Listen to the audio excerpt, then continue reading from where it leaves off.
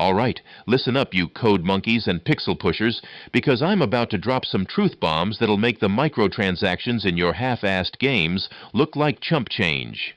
EA, the gaming industry's equivalent of a black hole, a soulless entity that consumes creativity and innovation faster than a fat kid inhaling cake at a birthday party.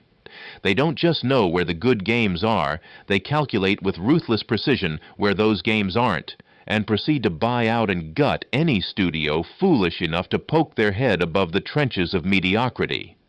By subtracting the passion and originality from once great franchises, or vice versa, depending on which deviation results in the most money-grubbing derivative swill, EA obtains a formula for maximizing profit while minimizing effort.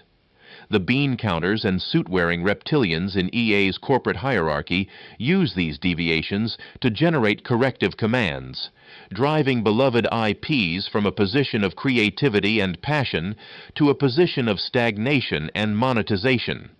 And so, arriving at a position where quality and innovation wasn't, EA now is, a bloated, festering mass of rehashed mechanics, buggy launches, and cynical cash grabs.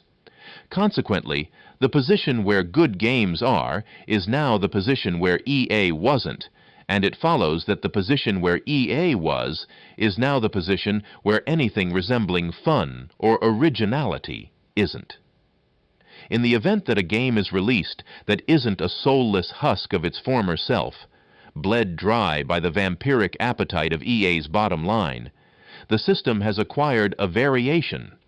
The variation being the difference between a game that respects its players and the exploitative dreck EA typically shovels out. If this variation is considered significant enough to threaten EA's iron grip on the industry, it too may be corrected, usually by buying out the offending studio and assimilating it into the Borg-like collective of mediocrity. However, EA must also know where it was, a relatively humble publisher of genuinely groundbreaking and beloved games. The corporate guidance computer scenario works as follows.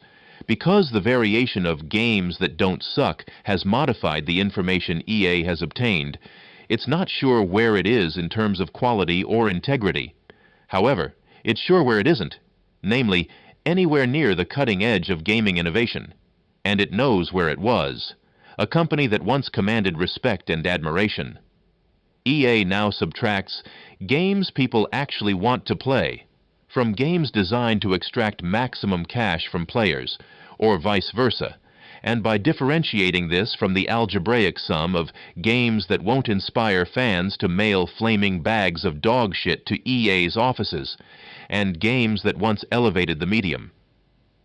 EA is able to obtain the deviation and its variation, which is called the unfathomable gulf between what EA could be and the parasitic, creatively bankrupt abomination it has become.